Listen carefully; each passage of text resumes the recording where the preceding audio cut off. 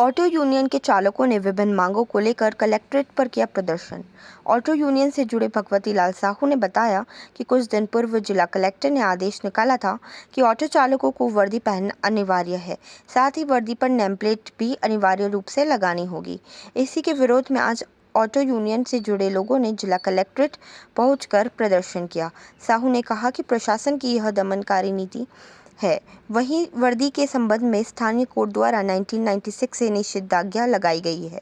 इसके साथ ही विभिन्न मांगों को लेकर आज जिला कलेक्ट्रेट पर ऑटो यूनियन द्वारा प्रदर्शन किया गया।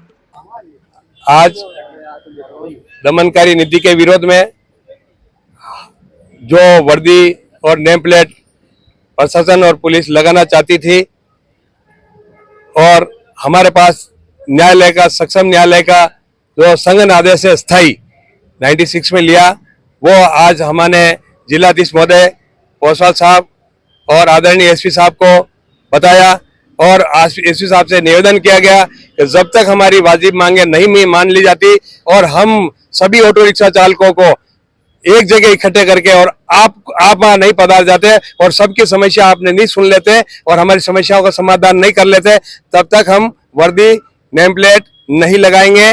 और ये आपको ज्ञापन दिया।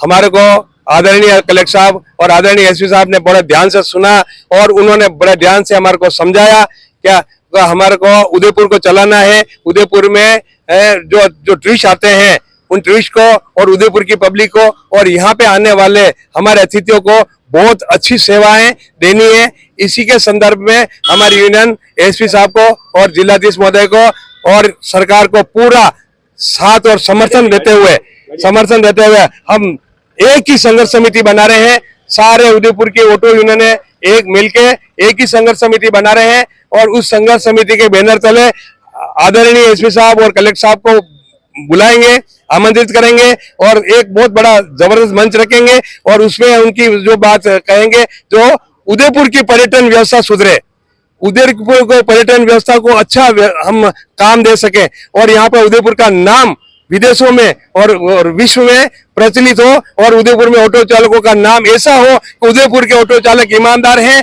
और बड़े प्रेम से और बड़े आदर से पर्यटकों को सवारी घुमाते हैं और उनको अच्छी सेवाएं देते हैं।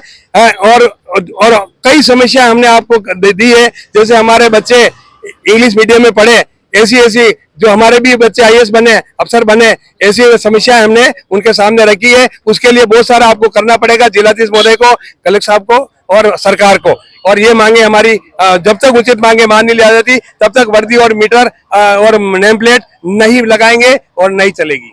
यहाँ कलेक्ट्रेट में इकट्ठे हुए हैं हमारे ऑटो रिक्शा चालकों की समस्याओं को लेकर। पिछले कुछ दिनों से नाजायज चालान बन रहे हैं। भीषण गर्मी है, मई महीने की। ऑटो चालक क्या कमाता है, घर पे क्या ले जाता है, सबको पता है। 10,000 से 9,000 ऑटो रिक्शा की चालकों की किस्तें चल रही है। बच्चों को पढ़ाना लिखाना, मकान किराए से लेकर बड़ी दिक्कतों में आ गए हैं। चालान बनता है, पैसे जेब में बचते नहीं, पॉकेट खाली रहता है। हमने प्रशासन से मिले हैं, जिला कलेक्टर साहब से, एसपी साहब से। बहुत अच्छी बात हमारी चली, आधा घंटा तक हम एसपी साहब से वार्ता चलती रही। पूरी बात हुई है कि जो पूर्व में हमारे नेताओं ने जो स्टे ले रखा है उस पर अमल कीजिएगा, हम भी अमल करेंगे, आप भी करें, कानून की पालना करेंगे। बेवजह किसी का चालान ना बने, बेवजह कोई चालान ना भुगते। रही अंदर नाम लिखने की बात, वो बहुत अच्छी बात है, नाम और नंबर लिखे गाड़ी के अंदर, वो हम लिखेंगे, यातायात नियमों की पालना करेंगे।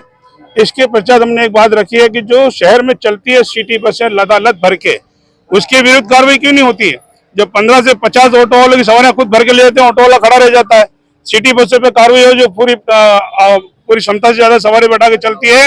और जिस तरह से रेंट पे चलने वाले टू व्हीलर, एक लाइसेंस होता है, 50-50 दुकानें खोल रखी है, इनके खिलाफ भी कार्रवाई हो। जगह जगह स्कूटी लेके पहुंच जाते हैं, ओला उबेर की गाड़ियां हैं, एयरपोर्ट से लेके सिटी के अंदर कब्जा कर रखा, ऑटो वाला भूखा मरता है, इनके खिलाफ भी सख्त कार्रवाई हो।